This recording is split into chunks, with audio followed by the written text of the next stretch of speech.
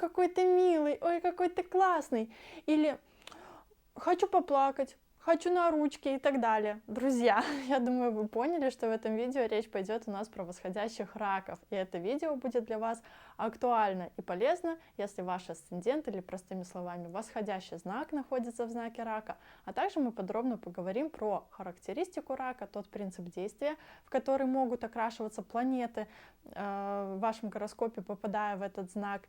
И это канал Астрогайд, твой проводник в мир астрологии простым и современным языком. Я его ведущая Александра Ващилко. Поехали!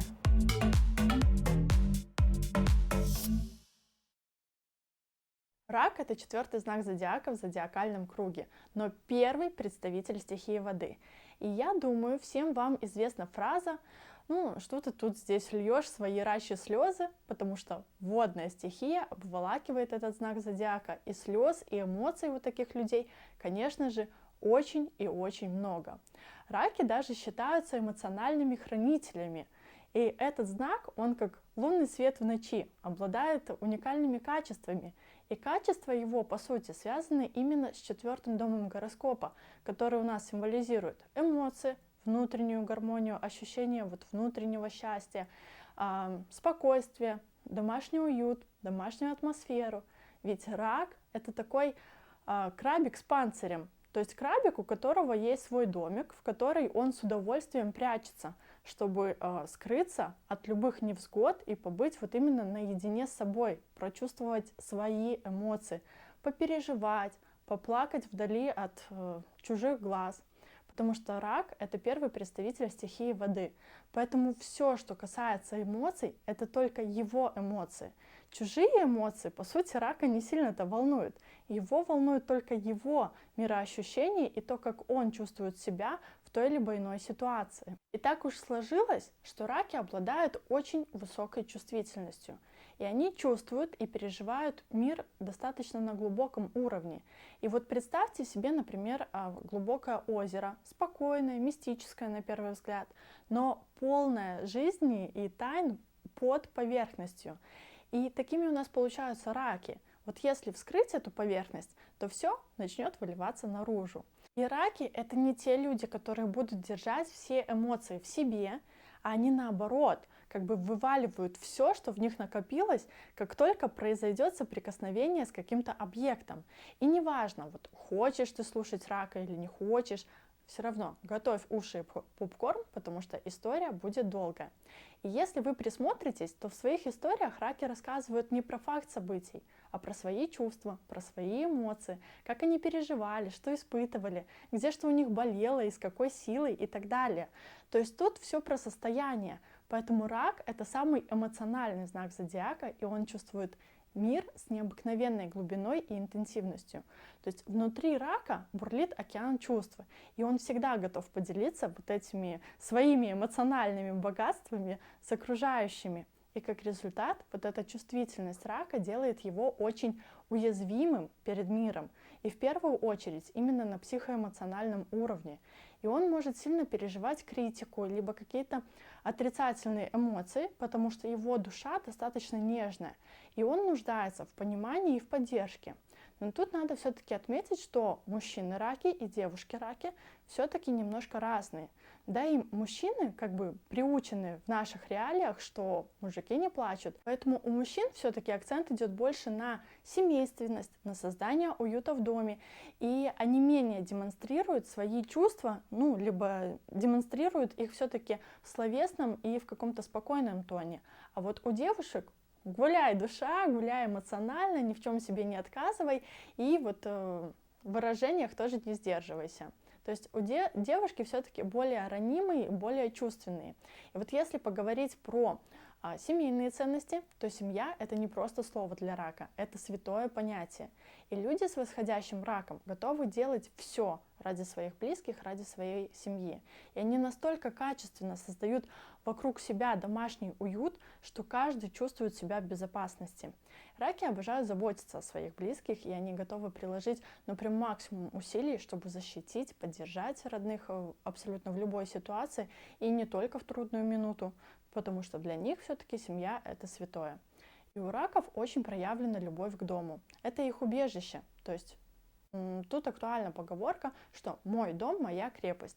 И ракам важно иметь либо свой дом, либо уголок, в котором они могут уединяться, восстанавливать свои силы, либо, это может быть какая-то комната, например, отдельно созданная для рака, где он формирует свой отдельный мир и восстанавливает там энергию, отвлекаясь от любых внешних обстоятельств. Раки уделяют большое внимание созданию комфорта дома, где бы вообще они не находились. Даже съемное жилье они вполне могут перестроить как-то под себя, реорганизовать пространство, чтобы им было удобно.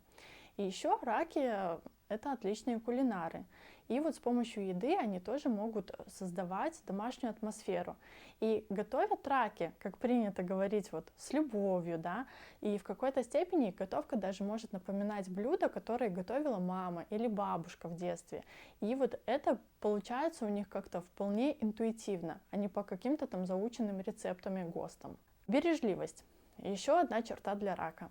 Они обычно осторожно распоряжаются своими финансами и стараются создать вот именно финансовую стабильность для своей семьи. То есть они стараются накапливать тем, что в целом меньше тратят, или стараются аккуратно как-то тратить. Но это не про финансовую грамотность и не про холодный расчет, когда вот как финансист ведешь учет абсолютно там всех трат, всех приходов. Раки эмоциональные, поэтому и покупки у них порой бывают тоже эмоциональные. Или они могут дать эмоционально в долг, да, чтобы поддержать друга или близкого человека. И таким образом люди могут пользоваться добротой рака, сидеть у него на шее, свесив ножки. Раки — это настоящие эмпаты. И они способны чувствовать эмоции других людей и сопереживать им. И вот имея этот дар, они часто становятся хорошими друзьями, собеседниками, особенно в трудные моменты, когда вместе можно поплакать, да, там как-то наматывать сопли на кулак. То есть рак — это тот друг, которому можно поплакать жилетку. Либо, например, в хорошие моменты жизни вместе можно веселиться и получать положительные эмоции. Но тут разговоры именно на эмоциональном уровне будут, то есть про чувства, а не про факт каких-то действий и событий. И отличительная черта рака — они хорошо умеют слушать, и они всегда готовы выслушать вас и поддержать вас, но эмоционально. Еще одна выдающаяся черта рака — это преданность. То есть раки могут быть достаточно такими преданными партнерами и друзьями, которые вот всегда придут на помощь в любой ситуации. И их лояльность на самом деле не знает границ. И если рак вступает с вами в отношения, то эта связь будет однозначно долгой, и преданность рака будет длиться годами. Просто так он от вас не отвяжется, потому что преданность и верность — это одни из ключевых ценностей рака, и если вы вошли в близкий круг людей для него, то раки будут рядом с вами, во всех ситуациях. Раки очень заботливые по природе своей, и они готовы заботиться, служить поддержкой, в любых ситуациях. Потому что доброта и забота делают рака очень ценным таким другом, партнером, товарищем. И у раков есть такая черта, да, такая проявленность, такая, скажем, особенность, как исцеляющее прикосновение. То есть они могут успокаивать и утешать других просто своим прикосновением. Знаете, вот как мама в детстве жалеет ребенка, да, убаюкивая его, так и раки могут успокаивать и утешать других людей. И вообще раки на самом деле очень сильно любят обниматься, и им важны тактильные прикосновения в процессе общения с другими людьми. То есть, если вы находитесь с раком в компании друзей, сидите в ресторане, то он легко может положить вам руку на плечо как-то, или просто невзначай взять за руку, либо просто дотрагиваться как-то время от времени, или обнимать. Короче, раку нужны прикосновения, и, пожалуйста, не отказывайте им в этом. В целом у раков из-за их чувствительности очень хорошо развита именно интуиция. Но тут интуиция не такая, как у скорпионов, да, про скорпионов мы с вами будем говорить в отдельном видео, а тут интуиция дает именно сигналы на уровне чувствительности, на уровне ощущений в теле, то есть нравится, не нравится, чувствуешь подвох или наоборот расположение, плохо или хорошо настроен по отношению к тебе человек, гнилой он или хороший, стоит идти туда или не стоит идти туда, и все это ракам дает подсказку именно их врожденная чувствительность. Поэтому раки даже могут как-то предчувствовать события. И они на самом деле часто слушают свой внутренний голос при принятии каких-то решений. И иногда их интуиция может показаться даже шестым чувством, потому что они не могут объяснить это как-то логически, а это просто реально на уровне ощущений и каких-то предчувствий происходит.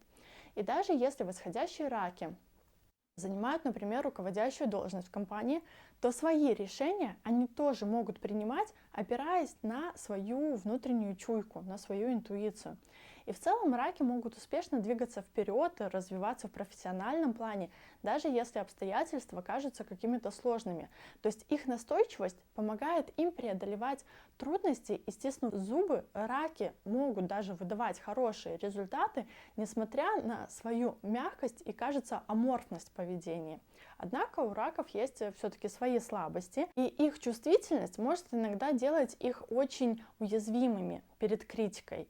И любой комментарий, который вот раку вообще не по душе, он может задеть его за живое и окунуть вот в негативные эмоции, после чего очень долго и сильно придется раку попереживать, а потом восстанавливаться.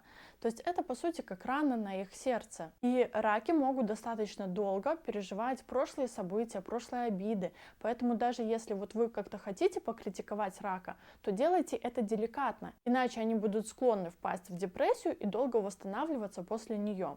Но это не значит, что вы станете для него врагом номер один. Нет.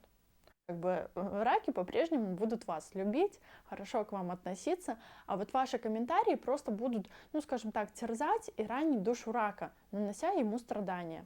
Ну и по сути это некое такое состояние жертвенности, в котором, я бы не сказала, что раку на самом деле прям нравится пребывать, но это его в какой-то степени даже образ жизни. И раки часто вспоминают прошлое, и они любят поностальгировать.